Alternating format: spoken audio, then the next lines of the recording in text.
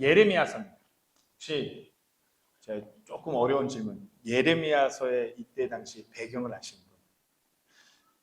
정말 알아? 예레미야서의 배경은 우리가 지난 시간에도 살짝 북이스라엘 왕국, 남유다 왕국 이렇게 나눠봤잖아요. 북이스라엘 왕국이 완전히 멸망하고 남유다 왕국이 이제 멸망 끝자락의 마지막 대언자라고 할 수 있는 사람이 예레미야예요. 예레미야 대언자 이름의 뜻은 하나님께서 세우셨다, 하나님께서 정하셨다라는 이름의 뜻을 가진 예레미야예요. 예레미야는 어린 나이에 하나님께 부름을 받아서 하나님의 말씀을 대언하는 대언자로 세워졌어요. 그리고 예레미야에게 이렇게 붙는 애칭 같은 그 애칭인데 소위 눈물의 대언자로 불리는 사람이에요. 왜 그러냐면은 남유다 왕국이 멸망하는 마지막 때 예레미야가 하나님으로부터 부름을 받았을 때 왕은 그래도 표면적으로는 종교개혁을 하고 하나님을 섬기겠다는 왕이었는데 그 다음 왕부터는 이제 완전히 악한 길로, 그리고 이 남유다 왕국 백성들이 하나님을 철저하게 등지고 배교하고 우상 숭배하면서 멸망해 가는데 예레미야는 계속해서 하나님의 그 심판에 대해서 경고의 메시지를 전해요. 회개해야 된다. 우리가 지금 돌이켜서 하나님께로 돌아가야 돼요. 하지만 회개하지 않고 계속해서 그 멸망을 향해 나아가는 자기 사랑하는 백성들을 보고 있자니 그저 눈물만 흘리는 거예요. 계속 보고 있자니 이러면 안 되는데, 이러면 멸망하는데 계속 그 멸망길을 향해 가니까 어떻게 해요? 눈물을 흘리면서 멸망하는 백성들을 지켜봤던 대언자가 바로 예레미야예요. 예레미야가 이렇게 대언자로 부름받을 때는 요시야 왕. 요시야 왕은 표면적으로는 어떤 종교적인 정치적 개혁을 했지만 여전히 백성들에게 만연하는 우상 숭배를 뿌리 뽑지 못했어요. 그리고 요시야 왕이 내려오고 여호야와스라는 왕이 즉위해서 3개월 만에 왕 노릇하다가 무기토에서 죽어요. 그리고 그 다음 왕이 여호야김, 11년 통치했지만 이 왕은 아주 극심한 우상 숭배를 하고 예레미야를 철저하게 박해했던 왕이었어요. 하나님을 통해서 예레미야에게 주어졌고 예레미야에 기록했던 그 말씀마저도 이렇게 불태우는 그런 악한 왕이었어요. 그리고 그 왕 다음에 여호야긴이라는 왕이 3개월, 그리고 남유다 왕국의 마지막 왕인 히드기야가 즉위했지만 이 왕도 여전히 악한 왕으로서 하나님 앞에 악행을 자행함으로 하나님의 진노를 삼으로 이제 남유다 왕국이 멸망하죠. 포로로 다 끌려가요. 그러니까 예레미야는 하나님의 그 회개를 촉구하면서 막 그 백성들을 바라보면서 울면서 이러면 안 된다, 회개해야 된다. 하지만 백성들은 그렇지 않았어요. 예레미야서 오늘 본문 바로 이전에 예레미야서 5장 그 1절에서 4절 말씀을 보시면은 너희는 이리저리 예루살렘 거리들 이리저리 달리면서 이제 보며 알며 그곳에 그곳에 넓은 곳들에서 찾아보라.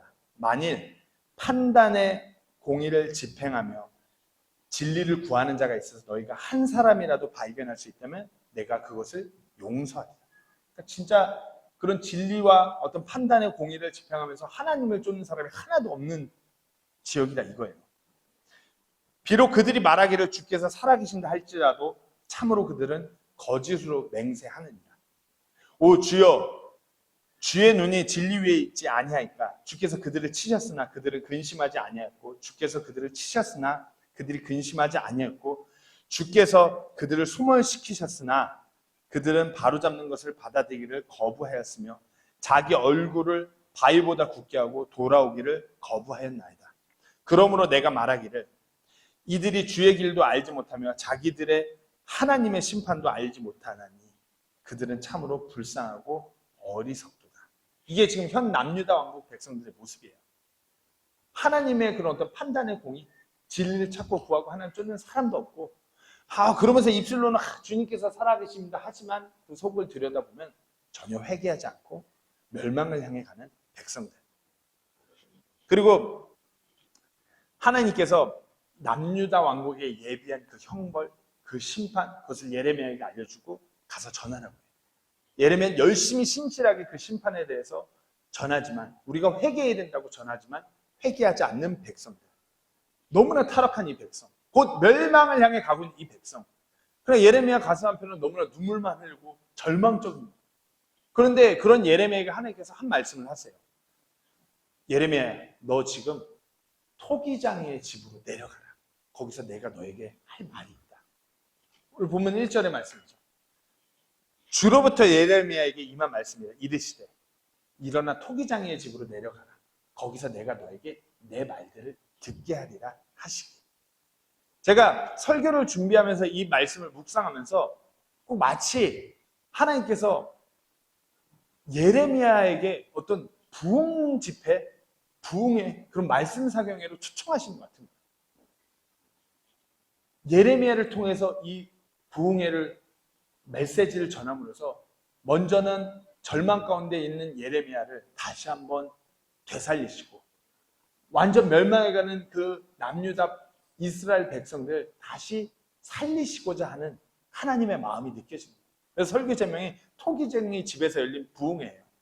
부흥회라는 것이 리바이벌이에요. 리바이벌 미팅을 부흥회라고 그래요. 리바이벌 미팅, 그 부흥의 뜻을 한국 사람들이 많이 오해하는데, 부흥은 뭐 교회 성도 수가 많아지고 건축을 하고 헌금이 많이 들고 이게 부흥이 아니라 정말 절망 가운데 아니면 영적으로 완악했던 그 백성들이 다시 살아나는 거죠. 완전히 깨지고 쪼개진 다음에 다시 살아나는 거죠. 오늘 토기장의 집에서의 그 메시지가 이와 같은 것이에요. 다시 빚어진 그 메시지. 하나님께서 토기장의 집에서 그 특별한 부흥회에 예레미야를 초청하신 것이에요. 이 메시지는 예레미야에게, 그리고 남유다 백성에게, 그리고 나아가서 우리를 향한 메시지인 것이에요.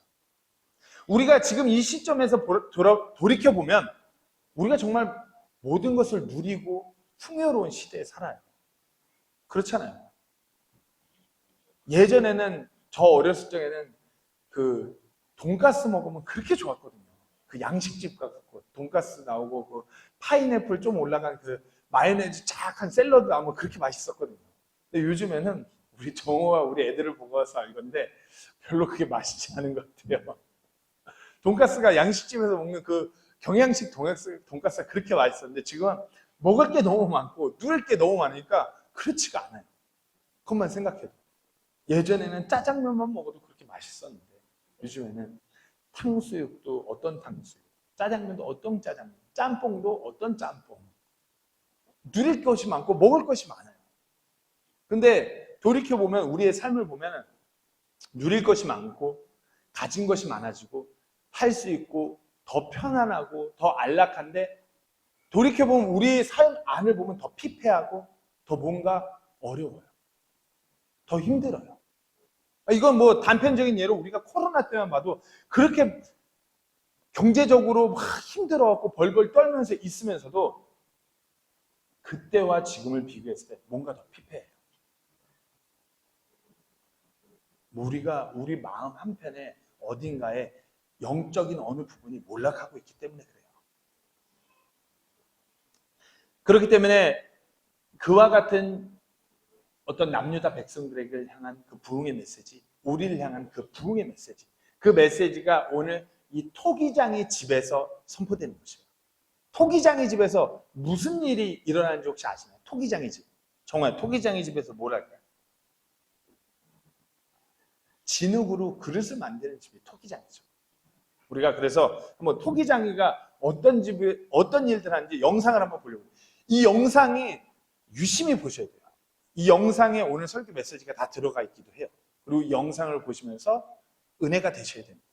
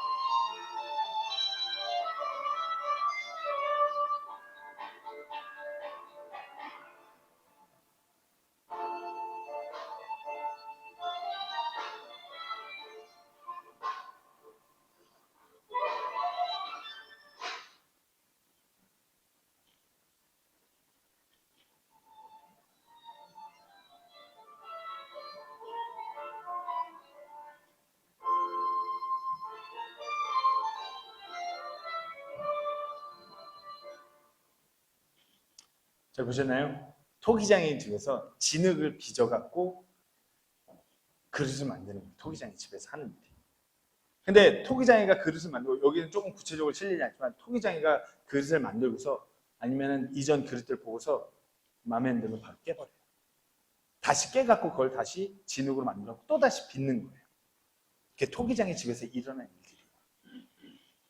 자, 그래서 오늘 토기장의 집에서 이렇게 예레미야에게 어떤 부흥의 메시지가 주어져요. 오늘 그 부분을 하나님 말씀을 통해서 살펴보려고 합니다. 첫 번째로는 우리가 물레에 집중하셔야 돼요. 토기장의 집에 있는 물레. 이 물레는 하나님의 주권에 대한 메시지인 것이에요. 오늘 본문 3절에 보시면 내가 토기장의 집으로 내려갔더니 보라 그가 물레로 작업을 하는데, 우리가 아까 불렀던 찬양처럼 하나님께서 토기장이라고, 우리를 빚으시는, 우리를 만드시는 토기장이라고 해요. 근데 그 하나님께서 어디에서 작업을 하시냐? 물레 위에다가 우리를 놓고 작업하신대요. 물레 위에, 아까 우리 영상을 봤지만 물레, 이 돌고 있는 물레 위에다가 진흙을 올려놓고서 그 물레를 돌리면서 그것이 돌면서 빚어지는 것이에요. 우리가 그 잘못된 영화로 인해서 잘못된 상식이 있습니다. 우리가 물레 이거 진흙 빚는 거 그러면은 그 무슨 그 사랑과 영혼인가? 오, 막 이러면서 막 자꾸 이런 거 생각하시는데, 물레가 실질적으로 빚어질 때 더 빨리 돌아요. 그렇게 무슨 천천히 뭐 이렇게 아니라 막 빨리빨리 돌고 있을 때 토기장이가 그 진흙에 손을 얹어갖고 빚어내는 것이에요. 빨리빨리 도는 것이에요. 즉 하나님께서 토기장이고 우리가 물레 위에 올라간 진흙이라는 거예요. 이 물레, 이 돌고 있는 건, 이 물레는 그 토기장의 뜻대로, 토기장의 계획대로, 토기장이가 원하는 속도에 맞춰서 도는 것이 이 물레예요. 즉 다시 말해서 토기장의 뜻과 계획대로 도는 것이에요. 이 물레는 우리에게 있어서 어찌 보면 하나님의 뜻과 계획인 것입니다. 진흙인 우리가 하나님의 그 뜻과 계획 안에 있어야지만이 우리가 온전히 빚어지는 것이에요. 이사야서 64장 8절 말씀에 그러나 오 주여 이제 주께서는 우리 아버지이시다. 우리는 진흙이요 주께서는 우리 토기장이시니 우리는 다 주의 손으로 지으신 것입니다. 그러니까 물레 위에다가 진흙을 올려놓고 토기장에는 우리 하나님께서 그분의 뜻 안에서 우리를 빚으시는 것이에요. 빠르게 돌아가요. 토기장의 그 속도에 맞춰서 빨리 돌릴 때는 빨리 돌려갖고 우리를 더 파고 누르고 깎고 천천히 아주 예민하게 작업할 때 속도를 늦추시기도 하고요. 그것이 토기장이에요. On the wheel. 하지만 우리는 in his will 해야 됩니다. 우리가 그분의 물레 위에 있다는 것은 그분의 뜻 안에, 그분의 그 계획 안에 있어야 되는 것이에요. 그리스도인으로서 우리의 삶을 살아갈 때 우리가 어떤 우연이나 어떤 행운이나 어떤 것에 의해서 우리가 뭐 이렇게 살아가는 것이 아니라 우리의 삶은 그리스도에서는 하나님의 뜻과 계획 안에서 조절받고 깎여 나가고 빚어지는 것이에요. 하나님 안에서의 그 환경으로 우리가 만들어져 나가는 것이에요. 뭐 성경에서 보면은 요셉의 예를 들자면 요셉이 그 험난한 삶을 살았어요. 요셉이 그 이집트의 총리로 한 자리 하기 직전까지 막 종으로 노예로 팔려가갖고 죽을 뻔하고 또 오해받아서 보디발 와이프한테 잘못 그거 돼갖고 또 감옥에 들어갔다가, 그렇지만 하나님 계획 안에 있었기 때문에 이집트의 가장 최고 통치자로 올라갔다는 것이에요. 오늘 본문 속에 예레미야도 마찬가지예요. 너무 힘들었어요. 아무리 외쳐도 듣지 않는 저 백성들, 하다못해 열심히 하나님의 메시지를 전하는데 이 하나님의 선택받은 백성의 왕이라는 자가 자기를 박해해요. 하나님의 메시지 내가 되는데 그 메시지를 불태워요. 살다 보면은 우리가 때때로 하나님께서 우리한테 왜 이러실까? 어째 하나님께서 나한테 이러실 수 있을까? 하지만 분명한 것은 우리가 물레 위에 있다면, 하나님의 뜻 안에 있다면 때론 내 삶의 어떤 상황과 환경이 어렵고 아플지라도 그것을 통해서 하나님께서 우리를 빚어간다는 것을 분명히 아셔야 돼요. 그것이 하나님의 주권인 것이에요. 물레 위에 있다는 거예요. 물레 위에 있다.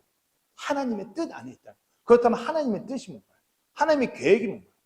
마태복음 6장 34절 말씀에 오히려 너희는 첫 번째로 하나님의 왕국과 그분의 의를 구하라. 그러면 그분께서 이 모든 것을 너희에게 더하시고, 그분의 왕국과 그분의 의를 구하는 것, 이것이 그분의 물레 위에 있는 것입니다.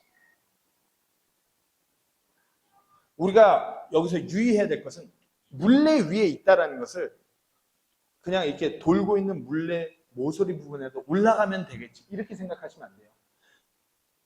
정호도 이거 토기 만드는 체험학습 해봐서 아는데, 물레가 이렇게 돌잖아요. 물레가 이렇게 돌고 있으면 아까 토기를 어디다 올렸죠? 중심에 놓는 거지. 물레 정 가운데. 물레 모서리나 이런 데 잘못 놔두면 물레가 돌기 시작하면 옆으로 빠져나가, 떨어져요. 물레 정 가운데 온전히 빚어질 수 있도록 그 중심에 놓여갖고 하나님께서 토기장이가 그 중심부터 깎아나가는 거지. 그것이 물레 위에 있는 것이에요. 우리가 이 중심에, 물레 하나님의 뜻 중심에 놓여갖고 내 중심부터 하나님께서 눌러갖고 빚기 시작하는 것이에요. 어느 정도 모서리에 진흙이 놓여갖고 어느 정도 테두리부터 깎아나가는 게 토기장의 작업이 아니에요. 진흙을 물레 중심에 놔두고 물레가 돌기 시작하면서부터 그 중심부터 눌러갖고 시작되는 것이 토기장의 작업이에요. 그렇기 때문에 그렇게 작업하면서 토기장의 작업은 물레 위에서 누르고 깎고 헝겊으로 또 긁어내고 갑자기 날카로운 게 들어와서 진흙을 막 도려내. 그렇게 빚어지는 것이에요. 때로는 우리 삶 가운데서 감당할 수 없는 우리 삶의 시간들이 우리를 너무 힘들게 해요. 너무 아프게 해요. 그럴 때 우리를 빚어가고 있구나 하는 거예요. 그리고 시간이 지나서 그 경이로움을 내서 그분을 찬양하게 되는 것이에요. 로마서 8장 28절 말씀에 우리가 아는 바와 같이 하나님을 사랑하는 자들, 곧 그분의 목적에 따라 부르심을 받은 자들에게는 모든 것이 협력하여 선을 이루는 것입니다. 모든 것이 협력하여 악한 것, 아픈 것, 힘든 것, 박해받는 너무나 절망적인 그 모든 순간을 통해서 하나님께서 이렇게 일하시는 것이에요. 제가 이렇게 짧은 삶을 살아왔고 지금도 살아가고 있어요. 제 그 어렸을 적 얘기를 하자면 저희 아버지도 원래 2년 전에 은퇴하시지만 목회를 쭉 하셨어요. 그리고 목회 중에 건축을 하시다가 으리으리한 건물을 서울에 지으시고서 건축 사기를 받으심으로 해서 아버지는 건물은 뺏기고 빚만 짊어지게 된 아주 사기꾼이 아주 제대로 사기를 쳤죠. 건물은 자기 명의로 갖고 오고 빚은 아버지 명의로 남겨놓는 그 사기를 당한 저희 아버지 참. 그렇기 때문에 아버지가 소위 그때 당시 그 서울 강서구 일대에서 가장 잘 나가는 목회자 중 한 명이었어요. 근데 어느 순간 그 사기를 당함으로 인해서 유치장까지 가게 된 것이에요. 그리고 성도는 다 떠나가고 공사장에서 예배드리고 막 이랬었으니까 성도가 남아날 리가 있어요. 그런 목회자로 바뀌었죠. 그러면서 저희 가정 당연히 경제적으로 어려웠겠죠. 외식 한번 하기 어려웠고 피서 한번 하기 어려웠어요. 저는 그래서 어려서 제가 저희 아버지 건축 그렇게 사기 당하시고 나서부터 피서라는 거를 가보지 못했어요. 저희 아버지랑 피서 준비는 매해 했어요. 이제 여름 피서철이 다가오기 전에 그 기억하실 거예요. 무슨 상가 건물에 빈 거 해갖고 무슨 자칼 텐트 맨날 텐트 펼쳐놓고 텐트 파는 거 전단지 맨날 집에 신문이랑 같이 막 왔었잖아요. 그거를 열심히 보러 다녔어요. 한 4년 동안 그것만 보러 다닌 것 같아요. 그러면서 그 피서가 시작할 때는 이거 사서 우리 올해는 꼭 피서 가자. 그리고 못 갔잖아요. 그럼 마지막에 또 이제 피서철이 끝나고 나서 행사한다고 또 텐트 행사장 가면서 내년에는 이거 사서 꼭 가자. 한 번도 못 갔어요. 어렸을 적에는 그런 부족한 삶이 너무 싫었죠. 근데 이제 필리핀 사역을 하면서 또 유학을 갔다 오면서 저는 경제적으로 늘 어려웠어요. 유학 중에는 아주 날카로운 그 조각이 저를 제 삶을 파내는 듯한 것 같은 시간도 보내기도 했고요. 그런데 이제 가정을 꾸리고 남편으로서 아빠로서 주님을 섬긴 종으로 조금 빚어지고 나니까 이전에 그와 같은 제 어렸을 적에 물레 위에서의 그 시간들이 하나님께서 왜 그런 시간을 그렇게 빚어가는 시간을 보내게 하셨는지를 조금 이해하게 되는 것이에요. 다시 말씀드려요. 너무나 유용하고 아름다운 그릇의 비결은 다름 아닌 토기장이 도공에게 있는 것이에요. 그 도공이 어떻게 깎아내고 어떻게 빚어내는가에 따라서 정말 아름답고 유용한 그릇으로 빚어지는 것이에요. 토기장이의 그 계획과 뜻대로, 토기장이 하는 대로, 토기장의 그 숨소리, 토기장의 손길로서 그릇이 빚어지는 것이에요. 그것이 주권인 것이에요. 우리가 정말 하나님 쓰시기에 아름다운 합당한 그릇으로 빚어지는 것은 전적으로 하나님께 있는 것이에요. 토기장이 이렇게 빚어가는 것이에요. 물레 위에서 진흙을. 우리가 때문에 하나님께 그 물레 위에 전적으로 그 중심에 놓여서 토기장의 손길에 완전히 맡겨질 때 우리가 그렇게 빚어지는 줄로 믿으시기 바랍니다. 토기장의 작업은 같이 그 물레 위에서 이루어지는 것입니다. 두 번째로 예레미야를 향한 그 부흥의 메시지는 진흙입니다. 우리의 그 상태에 관한 메시지예요. 4절 보시면은 진흙으로 만든 그릇은 진흙으로 만들어지는 것이에요. 이 진흙은 하나님께서 토기장이시고 우리가 진흙인 것이에요. 왜냐하면 창세기 2장에도 보면 우리가 흙으로 만들어졌어요. 우리가 진흙인 것이에요. 한번 곰곰이 생각해보세요. 진흙을 이렇게 놔뒀잖아요. 진흙이 스스로 뭐가 만들어질 수 있는. 뭐 돌들은 구르고 그러면 뭐 이게 괜찮은 아름다운 작품으로 갈 수 있지만 진흙은 퍼다가 물 붓고 이렇게 돌려가면서 빚어내지 않으면 뭐 만들어질 수 있는 것이 아니에요. 그냥 땅에서 밟히고 그런 흙으로 전락하는 게 진흙이에요. 우리가 그와 같은 존재인 거죠. 하나님께서 우리를 퍼 올려갖고 빚어내지 않으면 아무짝에 쓸모가 없고 무가치한 존재가 바로 우리라는 것이에요. 하나님의 손길이 많이 가야 되는 진흙. 로마서 3장 10절에 18절 말씀이 이렇습니다. 우리의 상태가 그래요. 이것은 기록된 바 의로운 자는 없나니 단 한 사람도 없으며 깨닫는 자도 없고 하나님을 찾는 자도 없으며 그들이 다 길에서 벗어나 함께 무익하게 되었고 선을 행하는 자가 없나니 단 한 사람도 없도다. 그들의 목구멍은 열린 돌 무덤이고 그들은 자기 혀로 속임수를 썼으며 그들의 입술의 밑에는 독사의 독이 있고 그들의 입은 저주와 쓴 것으로 가득하며 그들의 발은 피 흘린 데 빠름으로 파멸과 고통이 그들의 길에 있어 그들이 화평의 길을 알지 못하였고 그들의 눈앞에는 하나님을 두려워함이 없느니라 함과 같으니. 우리가 이와 같은 존재예요. 우리가 이와 같은 쓰잘데기 없고 아주 악한 진흙이에요. 그런데 어떻게 해요? 하나님께서 우리를 퍼올려주셨고 물을 부으셨고 진흙으로 토기를 만들고자 하는 진흙의 상태로 갖고 오셔서 물레 위에 올려놓고 이제 빚으시는 것이에요. 때문에 우리가 토기장의 손에 붙들려야 되는 것이에요. 오늘 본문 바로 그 다음 6절 말씀에 이렇게 기록되어 있습니다. 주가 말하노라 오 이스라엘 집아 내가 이 토기장이 같이 너에게 행할 수 없느냐 보라 오 이스라엘 집아 진흙이 토기장이의 손에 있는 것 같이 그렇게 너희도 내 손에 있느니라. 남유다 왕국이 하나님으로부터 멀어지고 예레미야를 통해서 이 메시지를 듣는 것이에요. 너희가 진흙이다. 하나님 손에 있는 진흙이다. 1차적으로 예레미야가 이 말씀을 들을 때는 이 백성들이 이렇게 멸망할지라도 하나님께서 다시 빚으시겠구나.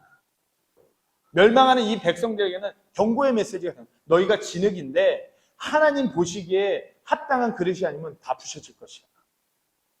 이 동일한 메시지가 우리에게도 오는 것이에요. 우리의 상태가 진흙이니까요.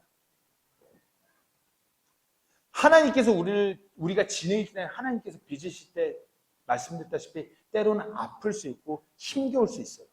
하지만 그렇게 우리가 진흙이기 때문에 토기장의 손에 붙들려 있어야만 하는 상태인 것을 분명히 아셔야 됩니다. 우리가 토기장의 손길로 인해서 작품으로 빚어지지 않는다면 그저 길가에 뿌려져서 밟히는 흙에 불과한 것이에요. 다음은 훼손입니다. 이 훼손은 경고의 메시지입니다. 오늘 본문 4절을 다시 한번 보시면 진흙으로 만든 그릇이 토기장의 손에서 훼손됩니다. 토기장의 손에서 훼손됐다니까 이게 토기장의 손에서 살짝 긁힌 거죠. 이게 아니라 여기 보면은 and the vessel that he made of clay was made. 이 단어가 destroy 그래야 부시는 건데 melt라는 말 필리핀 말로는 이 단어가 쓰는데 이 단어의 본인의 뜻이 뭐냐면 상태가 아주 좋아요. 좋은데 그걸 부셔버리는 거죠. 우리 영화 같은 데서 그 토기장이들이 뭐 한국 영화 보면 갑자기 도자기를 막 이렇게 장인이 이렇게 보더니 너무나 멀쩡하고 너무나 아름다운 도자기를 갑자기 보더니 확 던져버리는 거야. 이런 영화 장면, 드라마 장면 기억나시죠? 마치 그와 같이 토기장이가 멀쩡한 토기를 훼손시켜버리는 거야. 부셔버리는 거야. 너무나 멀쩡한데 너무나 그럴싸해 보이는 그릇이고 톡인데 이게 보더니 그걸 다시 박살내는 거죠. 이 토기장이 집 부흥회에서의 이 메시지, 이 회소는 경고의 메시지입니다.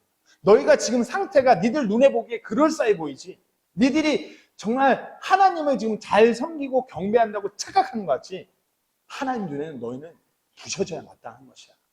이 메시지가 담겨있는 것이에요. 하나님의 눈에는 너희는 지금 심판받아 마땅한 백성이라고 이 메시지가 이 안에 들어있는 것이에요. 우리가 하나님께서 이와 같이 훼손시키는 것을 조금 나눠봐야지 오해가 없습니다. 세 가지 분류로 나눠볼 수 있는데 하나님께서 이와 같은 토기를 훼손시킬 때 개인적으로 훼손시키고 빚어가는 과정이 있고 민족적으로 훼손시키고 빚어가는 과정이 있고 그리고 창조물, 창조 세계 전체적인 것을 훼손시키고 빚어가는 것이 있어요. 개인적인 건 매일의 삶 가운데서 우리가 때로는 부셔지고 다시 빚어지고 이렇게 빈번하게 우리의 삶에서 빈번하게 일어나는 우리가 부셔지고 빚어지고 그리고 민족적인 건 이 남유다 백성들처럼 완전히 철저하게 훼손됐어요. 이스라엘의 역사 속에서 사라졌잖아요. 3700년 전에 700여 년 전에 역사 속에 사라졌어요. 근데 어떻게 해요? 1948년에 갑자기 이스라엘이 독립을 하죠. 민족적으로 훼손되었고 부셔졌다가 다시 빚어지고 그리고 창조세계는 마지막 때에 우리가 종말론 테이블을 보면은 아마겟돈 전쟁이나 이런 어떤 환란기나 이런 걸 보면서 이 지구가 완전히 철저히 다 부서져요. 그러다가 다시 회복돼요. 마지막에 모든 종말론 타임 테이블을 하면 새 하늘과 새 땅이 온대요. 다시 완벽하게 빚어지는 거. 이렇게 훼손되고 다시 빚어지는 거. 이렇게 세 분류로 나눠서 볼 수 있습니다. 지금 이 경고의 메시지를 듣는 것은 예레미야와 남유다 백성이에요. 그럴싸해 보이지만 부셔져야만 하는 멸망해야만 하는 심판받아야만 하는 백성들이 남유다 백성들의 모습이었어요. 아까 읽었던 예레미야서 5장 1절에서 2절만 다시 보겠습니다. 너희는 이리저리 예루살렘 거리들을 이리저리 달리면서 이제 보고 알며 그곳의 넓은 곳들을 찾아보라. 만일 판단의 공의를 집행하며 진리를 구하는 자가 있어서 너희가 한 사람이라도 발견할 수 있다면 내가 그것을 용서할 거야. 하나님께서 한 명만이라도 그 의를 집행하고 그 진리를 구하는 자가 한 명이라도 있다면 내가 멸망시키지 않을게. 비록 그들이 말하기를 주께서 살아계신다 말할지라도 참으로 그들은 거짓으로 맹세하니라. 그러니까 유다 백성들이 자기 스스로 자기들을 볼 때는 멀쩡한 것이에요. 우리 하나님께서 살아계셔서 우리 백성들과 함께 하셔. 이렇게 말하는데 토기장인 하나님의 눈에는 한 명도 그런 자가 없는 것이에요. 그러니까 어떻게 해요? 부셔버린 것이에요. 아무리 선민, 하나님의 택함을 받고 하나님의 놀라운 기적을 경험한 이 이스라엘 백성들이라고 하여도 눈에는 하나님 눈에는 토기장의 눈에는 훼손돼야 되는 상태였어요. 이 백성들이 훗날 포로에서 귀환했어요. 다시 성전을 회복하고 주님을 경배하였어요. 그런데 예수님께서 이 땅에 오셔서 이 유대인들에게 다시 그렇게 회복된 유대인들에게 뭐라고 그러냐고요? 마태복음 7장 21절에서 23절까지 말씀에 내게 주여 주여 하고 말하는 자가 다 하늘의 왕국에 들어가진 아니하고 하늘에 계신 내 아버지의 뜻을 행하는 자라야 들어가리라. 그날에 많은 사람들이 내게 이르기를 주여 주여 우리가 주의 이름으로 대언하지 아니하였나이까.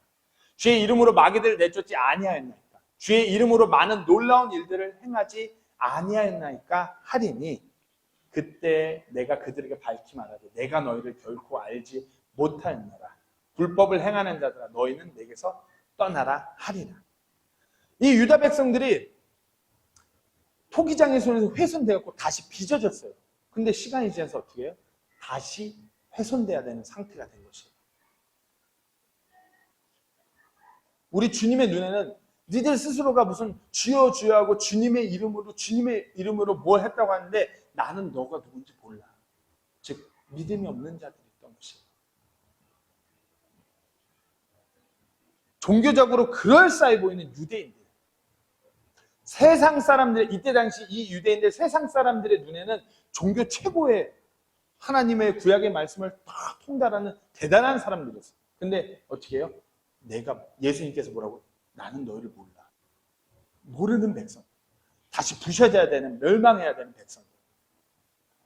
지금 우리가 이와 같은 모습이 아니는지 돌아보셔야 돼요. 교회의 모습을 볼 때 지금 그 어느 때하고 비교해도 어떤 성경적인 지식, 어떤 그런 설교들이 아주 넘쳐나는 시대예요. 그런데 교회가 이렇게 악하고 교회가 이렇게 영적으로 무너졌던 때가 없었어요.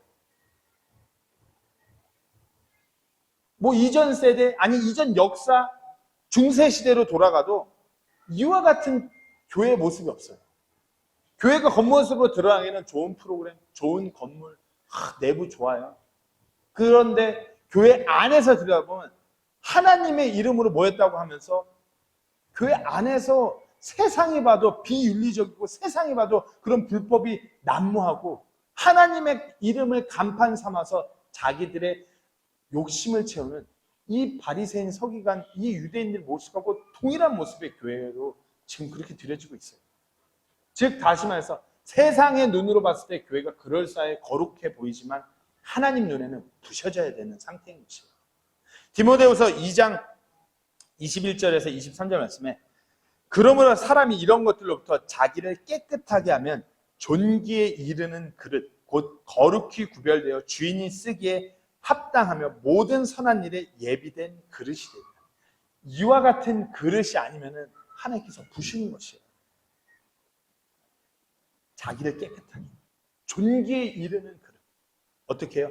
또한 청년의 정욕을 피하고 오직 순수한 마음으로 주를 부르는 자들과 함께 의와 믿음과 사랑과 화평을 따르되 어리석고 무식한 논쟁들은 피하라. 네가 아는 바와 같이 그것들은 다툼을 일으키니이다. 우리는 눈에 보여서 이렇게 그럴싸해 보이는 그릇이 되는 것이 아니라 토기장의 눈에 보기에 쓰시기에 합당한 존귀한 그릇이 되어야 돼요. 나 개인적으로 하나님 쓰시기에 합당한 그릇. 손에 붙들려서 훼손되는 깨어져야 되는 그릇이 아니라 토기장의 손에 붙들려서 사용받기 합당한 그런 그릇이 되어야 되는 것입니다. 예레미야가 이렇게 눈물을 흘리면서 자꾸만 계속 그런 이유는 이와 같은 백성들의 모습이기 때문이에요. 자기 스스로는 우리는 너무나 거룩해. 우리는 너무나 잘해.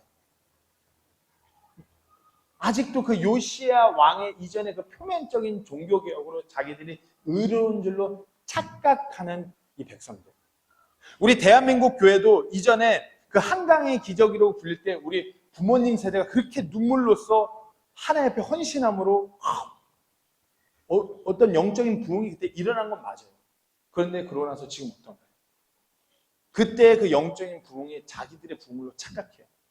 아직도 많은 미성숙한 잘 모르는 교회 성도들은 이 필리핀을 보면서 선교지, 선교의 대상, 현지인 이렇게 바랍니다. 근데 우리가 그냥 팩트만 놓고 봐도 이 필리핀의 교회들이 선교사를 파송하고 보내는 그 숫자나 퍼센티지를 보면 대한민국 교회랑 비교할 수가 없어요. 바른 교리에 서 있는 필리핀의 그런 독립침례 교회가 5천 교회가 있는데 1,000 교회가 미션 마인드, 선교를 지향하는 교회예요. 선교적인 교회예요. 선교를 하는 교회, 1,000 교회가. 근데 대한민국에 줄을 잇는 장로교회는 장로교회 그렇게 많은 교회도 봐도 퍼센티지로 보면 가장 선교사를 파송하지 않는 교회. 주를 잃은 교회. 그리고 바른 성경, 바른 교리에 서 있다는 침례 교회들조차도 5천 교회 중 1000교회가 미션 마인드 20%가 선교 마인드잖아요. 대한민국은 그 많은 교회에서 5%도 안 될 거예요. 선교를 붙들고자 하면서. 그러면서 대한민국의 많은 교회 성도들은 이 필리핀을 보면서 아유 저희 현지인 사역 해야지. 현지인 사역 하긴 여기는 열심히 전도하고 열심히 선교하는데 대한민국이야말로 역으로 선교 지어야 마땅한 교회. 교회 안에 아이들이 없어요. 물론 결혼도 안 하고 애도 안 나니까 인구수가 절벽으로 떨어지면서 교회 안에 애가 없는 현상도 맞지만 아이들이 그렇다고 해서 조금밖에 없는 아이들이 교회에 잘 오는 것도 아니에요. 세상에 재밌는 것, 게임하고 아이들이 모여서 PC방 가고 노는 것 여기에 빠져서 부모는 또 그냥 애들 데리고 교회 가고 이런 것도 귀찮은 거예요. 그래서 점점 멸망해야 되는 그 모습으로 가는 것이 지금 대한민국 교회의 현실이기도 한 것이에요. 우리가 하나님께서 멸망하시지만 우리가 교리적으로 정확하게 하고 넘어가야 할 부분은 하나님께서 멸망시키시지만 하나님께서는 결코 그분의 백성들을 포기하지 않으세요. 멸망, 심판, 어떤 우리에게 고난, 그와 같은 어떤 토기장이가 토기를 빚어내면서 날카로운 조각으로 파내는 그와 같은 아니면 부셔버리고 다시 만드는 그와 같은 일들이 우리 삶에 있지만 그렇다고 해서 하나님께서 우리를 포기하시는 것입니다.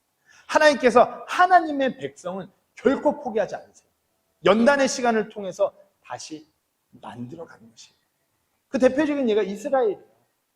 완전히 뿔뿔이 사라졌던 그 백성을 하나님께서 다시 세우세요. 왜? 마지막 때 그 이스라엘 유대인들을 사용하셔야 되니까 다시 그 그릇을 빚으시는 것이죠. 우리가 하나님의 자녀라면 예수 그리스도를 인격적으로 만난 하나님의 자녀라면 우리 삶에 때로는 어려운 일들이 있어요. 멸망하고 무너져가는 것 같은 일들이 있어요. 하지만 아무리 그런 일들이 있다고 해서 하나님께서 우리를 포기하신 것이 아니에요. 우리를 다시 빚어가기 위한 것이에요. 때문에 이것이 하나님께서 우리를 다시 만지시는 소망이 될 수 있는 것입니다.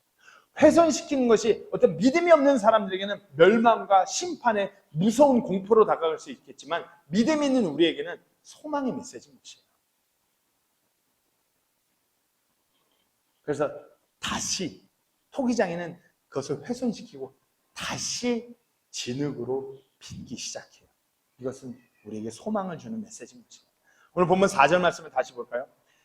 진흙으로 만든 그릇이 토기장의 손에서 훼손됨에 이에 그가 다시 그것으로 다른 그릇을 만들되 토기장이가 보기에 좋은 대로 그것을 만들더라. 보면은 So he made it again이에요. 그러니까 그가 그 부셔버린 그 토기를 다시 만들었다 이거예요. 그러니까 그가 그 부셔버리고 버린 것이 아니라 부셔버린 그 토기를 다시 그것을 물 먹이고 진흙으로 해갖고 그것으로 다시 토기장의 눈에 보기 좋은 대로 그릇을 만들었다 이 얘기예요. 은혜가 되지 않나요? 부셔버렸어요 그 토기를. 정말 남들이 봐도 그럴싸한 그 토기를 부셔버렸는데 부셔버리고 버려지는 것이 아니라 그 부신 그것을 가지고 다시 토기장의 눈에 좋은 토기를 만든 것이에요. 이거 보면서 나 되게 은혜가 되는데 나만 은혜가 So he made it again. 완전히 박살나버린 건데 절망인 것 같은데 그것으로 다시 만드는 하나님인 것이에요. 잘못된 그릇은 부셔져야 돼요. 그래야 하나님께서 다시 만드실 수가 있는 것이에요. 이 말은 우리 안에 그릇된 것, 잘못된 것, 그것이 부셔져야 돼요. 깎여 나가야 돼요. 철저하게 부셔져야지 하나님 손에서 다시 만들어지는 것이에요. 성경 속에서 많은 믿음의 선조들이 하나님께서 원치 않는 모습으로 드러났고 하나님께서 그들을 박살을 내버리고 다시 만드세요. 대표적인 예가 다윗이죠. 얼마나 완악함으로 정말 그 음흉함으로 밧세바를 그렇게 동침하고자 그 여자 한 명의 여인을 얻고자 얼마나 많은 죄악을 행했어요. 하나님. 그러니까 하나님께서 그 다윗을 철저하게 부수셨어요. 그리고 다윗이 다시 빚어졌어요. 철저하게 하나님 앞에 회개하고 하나님께로 돌이킴으로 인해서 다시 빚었어요. 하나님께서는 그런 다윗을 아주 높이 사셨어요. 아주 아름다운, 하나님 보시기에 아름다운 그릇으로 빚으신 것이에요. 왜? 하나님께서는 자신의 백성을 결코 포기하지 않기 때문에. 히브리서 13장 5절 말씀을 보면은 그분께서 이르시되 내가 결코 너를 떠나지 아니하고 너를 버리지 아니하리라 하셨네요. 우리가 그릇으로 부셔지잖아요. 우리가 진짜 내가 주 하나님을 믿는데 내 삶이 뭔가 완전히 박살나는 것 같으면 그렇게 부셔지고 그분께서 그 나의 부셔진 이 삶을 통해서 만들어 가실 줄로 확실하게 믿으셔야 돼요. 그것을 소망하셔야 돼요. 중요한 것은 내가 그분의 백성으로 그분의 그 물레 위로 올라가느냐 아니냐는 것이에요. 그분의 백성인 사람 토기장이가 자신의 작품이기 때문에 이것을 내 작품인데 뭐가 이러네? 부셔버리고 다시 빚어. 근데 토기장이 그분의 백성이 아닌 자들은 버려지는 것이에요. 아직 주님을 내 개인의 구주로 만나지 않으셨다라면 그분의 손에 아직 붙들리지 않으셨다라면 오늘이 그분을 만나는 그 날이 돼야 돼요. 그럼 아무리 우리가 부셔진다 할지라도 그분께서 다시 그것을 물레 위에 올려놓고 더 아름답고 유용한 존귀한 그릇으로 빚어 가시는 것입니다. 그와 같은 날이 되셔야 돼요.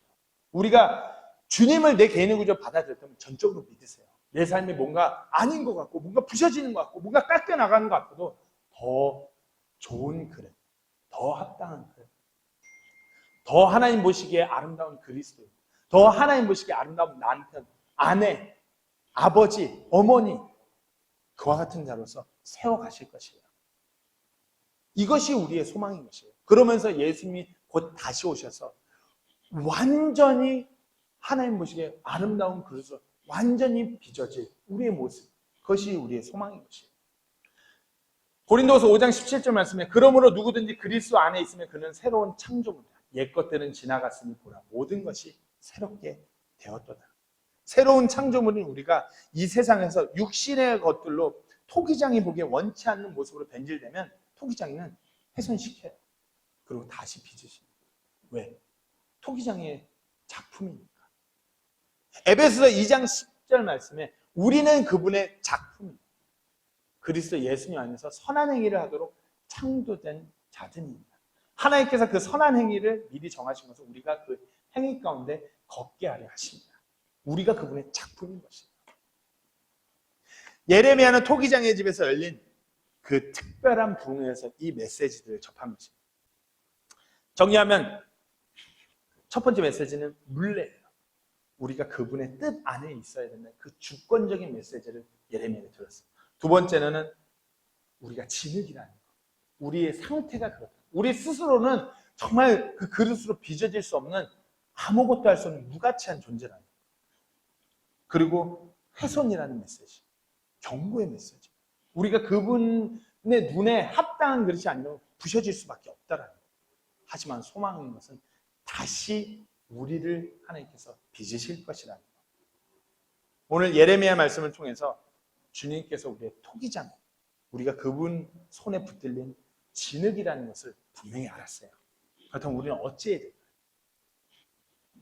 우리는 그저 우리 삶이 그분의 그 물레 위에서 물레 중심에 놓여서 그분이 누르면 눌리고 깎으면 깎이는 그와 같은 진흙 덩어리로서 빚어져가는 인생을 살아가야 되는 것이에요. 그렇게 우리가 그분이 눌릴 때 눌리고 빚을 때 빚어질 때 아주 아름다운 그릇으로 우리가 빚어진 줄로 그렇게 믿으시고 누르면 눌리고 깎으면 깎이는 그런 우리가 되기를 소망합니다. 우리 본문 4절 말씀을 다시 한번 다 같이 읽고 설교를 마치도록 하겠습니다. 따겠습니다. 시작. 진흙으로 만든 그릇이 토기장의 손에서 훼손되매 이에 그가 다시 그것으로 다른 그릇을 만들되 토기장이가 보기에 좋은 대로 그것을 만들더라. 아멘. 기도하시겠습니다.